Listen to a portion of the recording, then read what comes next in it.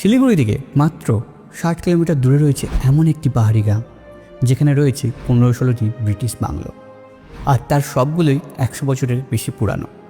এর মধ্যে বেশ কিছু বাংলো বর্তমানে ট্যুরিস্ট গেস্ট হাউস হিসাবে ব্যবহার করা হয়। এরকমই একটি 115 বছরের পুরানো বাংলোর খবর দেবো আপনাদেরকে, তাই ভিডিওটি তাড়াতাড়ি সেভ করে ফেলুন আর বন্ধুদের সঙ্গে শেয়ার করে ফেলুন, আর বলুন যে আপনি তাদের সঙ্গে এই হেরিটেজ বাংলোতে এক রাত্রি কাটাতে চান।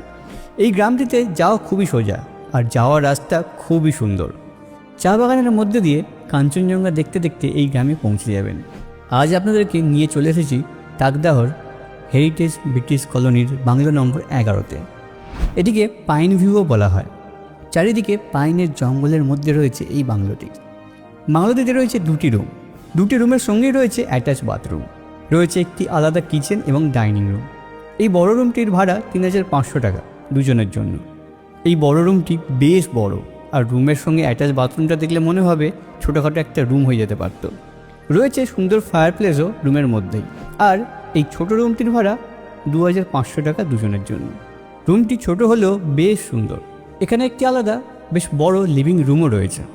এরকম একটি সুন্দর হেরিটেজ ফরেস্ট বাংলোতে কীভাবে থাকবেন, কন্ট্যাক্ট নাম্বার দিয়ে দিলাম কমেন্ট বক্সে। এরকম আরও সুন্দর সুন্দর জায়গার ভিডিও দেখার জন্য কিপ ফলোইং।